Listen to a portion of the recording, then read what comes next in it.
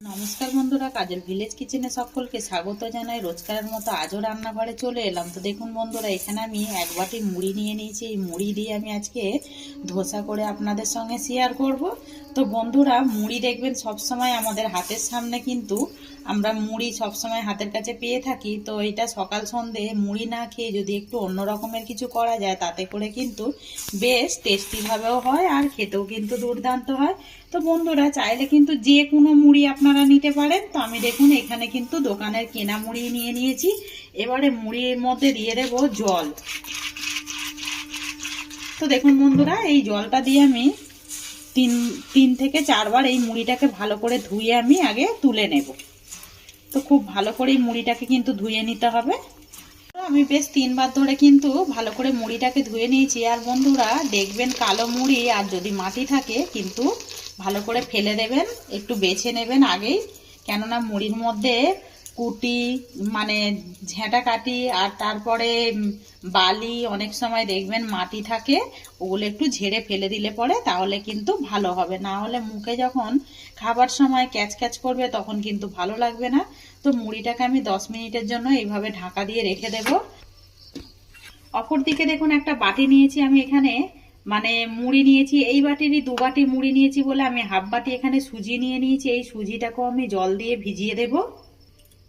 তো সুজিটার মধ্যে জল দিতে হবে ঠিক যেন এর ওপর থেকে, মানে বুঝতেই পারবেন, আমি দেখিয়ে দিচ্ছি যে কতটা ঠিক জল দিতে হবে। আগে আমি অল্প করে জল দিয়ে দিলাম। জল দিয়ে এবারে আর একটু জল দিয়ে দেব।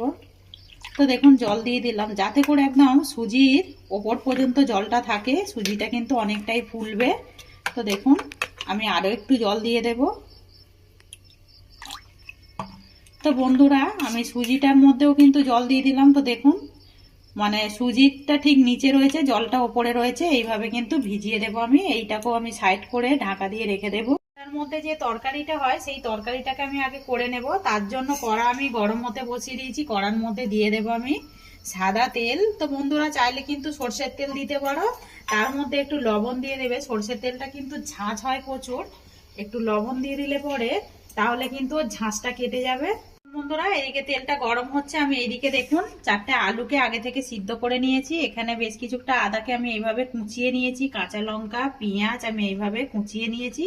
এবারে তেলের মধ্যে আমি দিয়ে দেব সবার আগে কালো সর্ষে। তো বন্ধুরা, এই কালো সর্ষেটা কিন্তু দিতেই হবে, না দিলে কিন্তু তরকারির যে পুরটা হয় সেটা কিন্তু টেস্ট হবে না।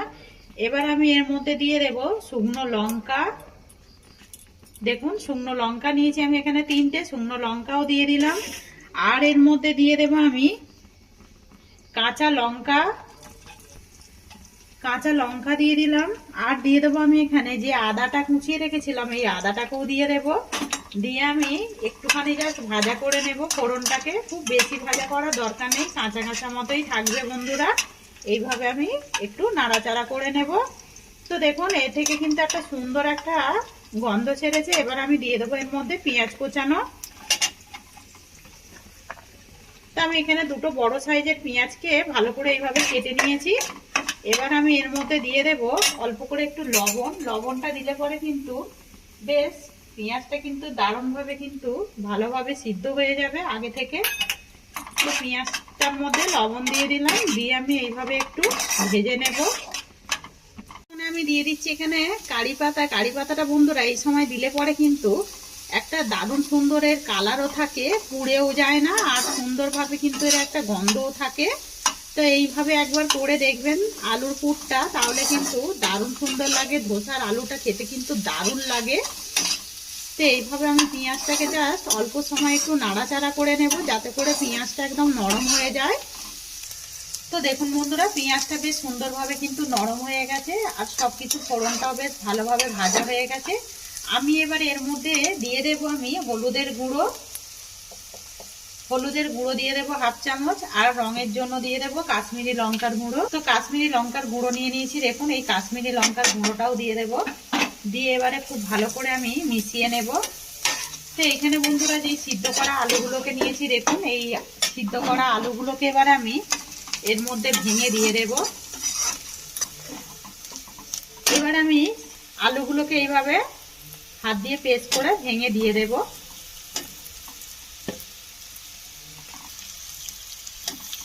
তো দেখুন বন্ধুরা সবকিছুই সব আলুটাই আমি দিয়ে দিলাম, 4টে আলুই আমি এর মধ্যে দিয়ে দিলাম। এবারে আমি সব একসঙ্গে খুব ভালো করে মিক্স করে দেব। এইভাবে একটু যেগুলো একটু ডেলা ডেলা থাকবে এইভাবে একটু হাত দিয়ে মানে খুন্তি দিয়ে ভেঙে দিতে হবে। তো বন্ধুরা চাইলে কিন্তু এর মধ্যে একটু চিনে বাদাম ভাজাও দিয়ে দিতে পারেন, এতে করেও টেস্ট হবে। আমার কাছে এখন নেই তাই আমি ব্যবহার করলাম না। একবার কিন্তু এইভাবে ট্রাই করতে পারো। এই তরকারিটা যেমনই রং হয় তেমনই কিন্তু খেতে দুর্দান্ত হয়। তো দেখুন এইভাবে একটু ভেঙে দেব।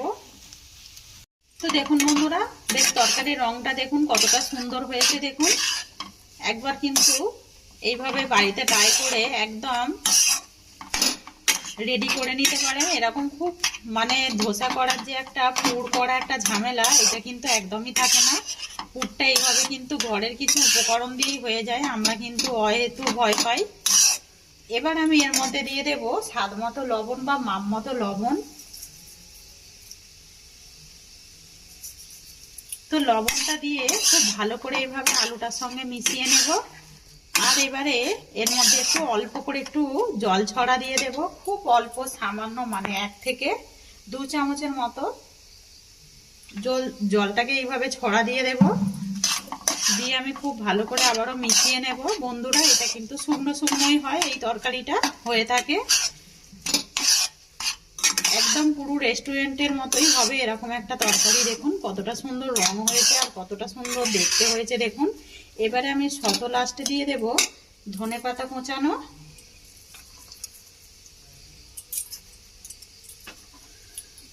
তো ধনেপাতাটাকেও দিয়ে খুব ভালোভাবে এইভাবে মিশিয়ে নিতে হবে। তো দেখুন বন্ধুরা একদম ধোসার তরকারি রেডি হয়ে গেছে, কতটা সুন্দর কালার এসেছে। আমি এবার এটাকে নামিয়ে নেব। তো নামিয়ে নিয়ে এবার আমি চাটনিটাকে রেডি করে নেব। তো দেখুন বন্ধুরা অপর দিকে কড়াটা কিন্তু গরম হতে বসিয়ে দিয়েছি। কড়ার মধ্যে দিয়ে দেব সাদা তেল। তো দেখুন এখানে আমি 1 চামচ দিয়ে দিলাম সাদা তেল। তেলটা বেশ সুন্দরভাবে গরম হয়ে গেছে। আমি দিয়ে দেবো এবারে কেটে রাখা টমেটোগুলো, আর ওর মধ্যে দিয়ে দেব আদা রসুন টুকরো করে রাখা। দিয়ে আমি এটাকে একটু নাড়াচাড়া করে দেবো। দিয়ে দেবো এর মধ্যে স্বাদ মতো লবণ বা মাপ মতো লবণ। লবণ তো অতি অবশ্যই দিতে হবে, লবণ ছাড়া কিন্তু একদম অসম্পূর্ণ। তো দেখুন বন্ধুরা এইভাবে একটু নাড়তে নাড়তেই কিন্তু এটা একদম নরম হয়ে যাবে, যেহেতু লবণ দিয়েছি আমি, এর মধ্যে আর কিছু দেওয়ার দরকার নেই। নাড়াচাড়া করতে করতে কিন্তু বেশ সুন্দরভাবে দেখুন টমেটোটা একদম নরম হয়ে গেছে। এবার আমি এর মধ্যে দিয়ে দেব 4-5টা গোলমরিচ, গোটা গোলমরিচ। এটা কিন্তু চাটনিটার দারুণ একটা টেস্ট হবে। আর এর মধ্যে দিয়ে দেবো আমি রঙের জন্য কাশ্মীরি লঙ্কার গুঁড়ো, এটা একটা সুন্দর একটা রং হওয়ার জন্য। দিয়ে আমি এইভাবে খুব ভালো করে টমেটোটাকে ভেজে নিতে হবে কড়ার মধ্যে করে। তো দেখুন বন্ধুরা টমেটোটা একদম সুন্দরভাবে কিন্তু চাটনি করার জন্য একদম রেডি হয়ে গেছে। এবার আমি এটাকে সুন্দর করে ঠান্ডা করে নেব। করে নিয়েছি, ঠান্ডা করে আমি মিক্সির মধ্যে দিয়ে দিচ্ছি। তো দেখুন বন্ধুরা এখানে আমি মিক্সিং জারের মধ্যে নিয়ে নিয়েছি। এবার আমি এর মধ্যে দিয়ে দেব বিট নুন, এটা কিন্তু দারুণ একটা টেস্ট হবে।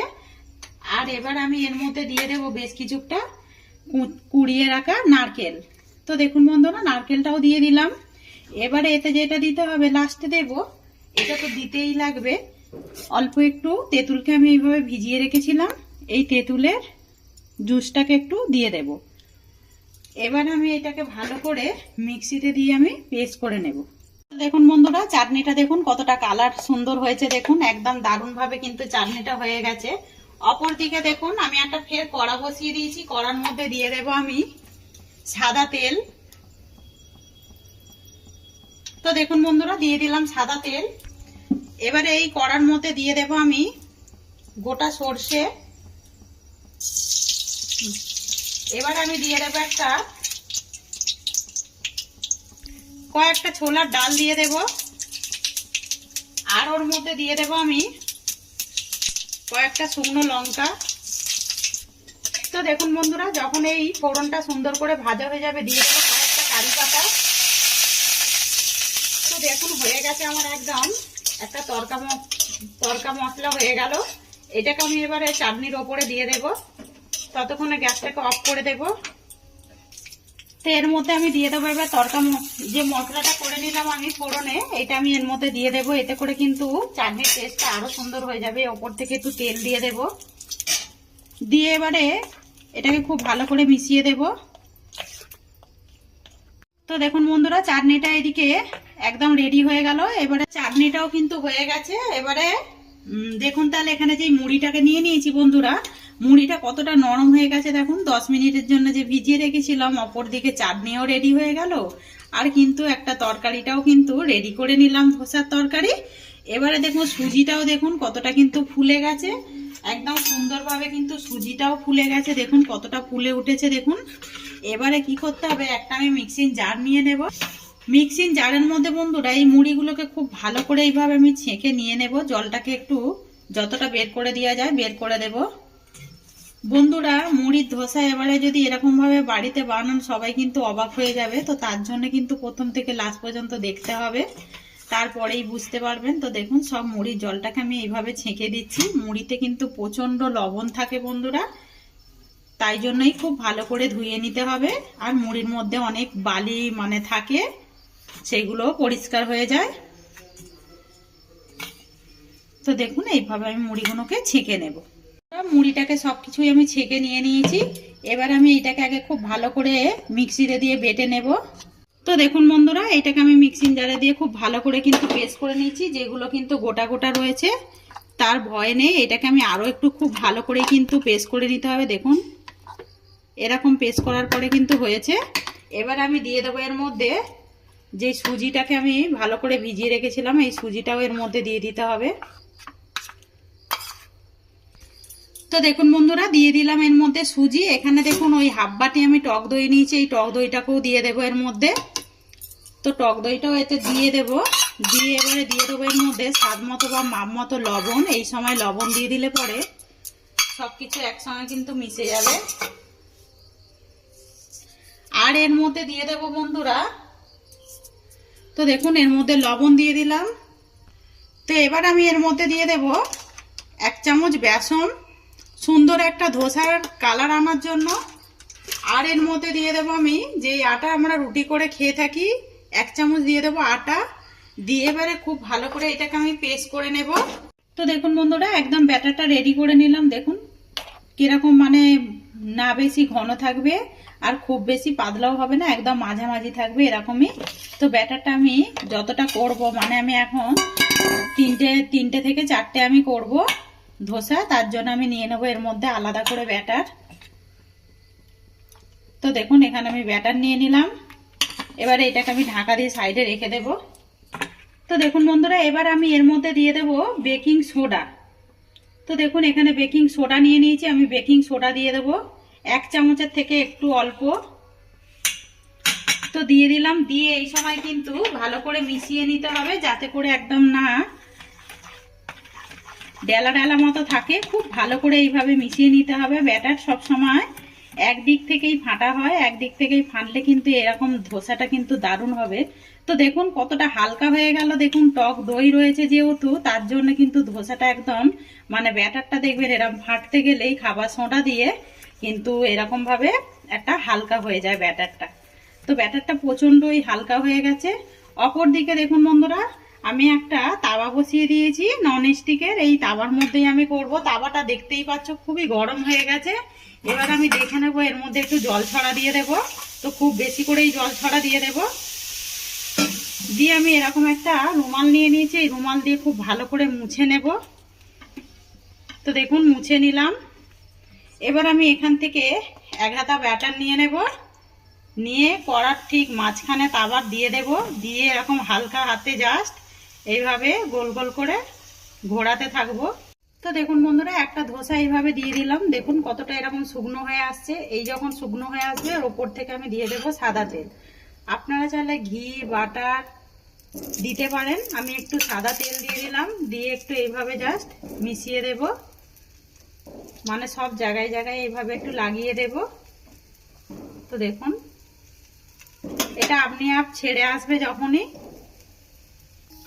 এবার আমি এর ওপর থেকে যে আলুর পুরটাকে রেডি করেছিলাম, এই আলুর পুরটাকে কিন্তু এর ওপর থেকে দিয়ে দেবো এইভাবে, ঠিক এর মাঝ বরাবর এইভাবে দিয়ে দেব।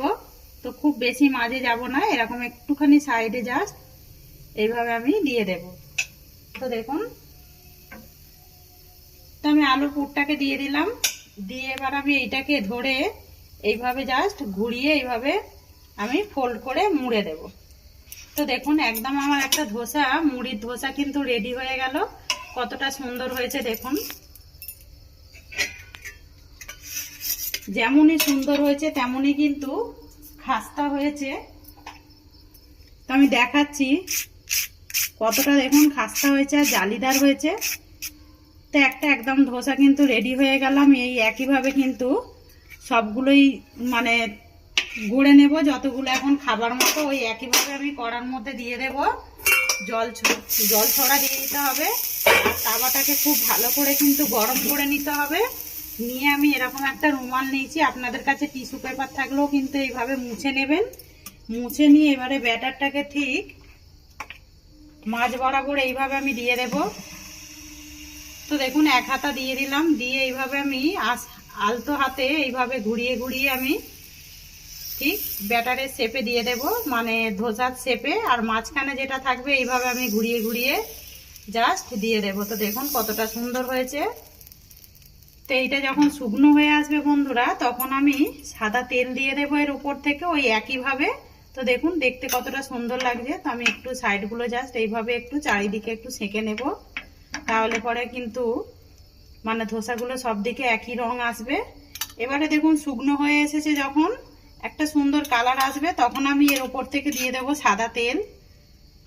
তো সাদা তেলটা দিয়ে দিলাম, দিয়ে আমি এইভাবে একটা ব্রাশ নিয়ে নিয়েছি। আপনারা চাইলে খুন্তি দিয়ে বা দিয়েও, যা কাপড় সুতির কাপড় দিয়েও কিন্তু চড়ুদিকে এইভাবে ছিটিয়ে দিতে পারেন।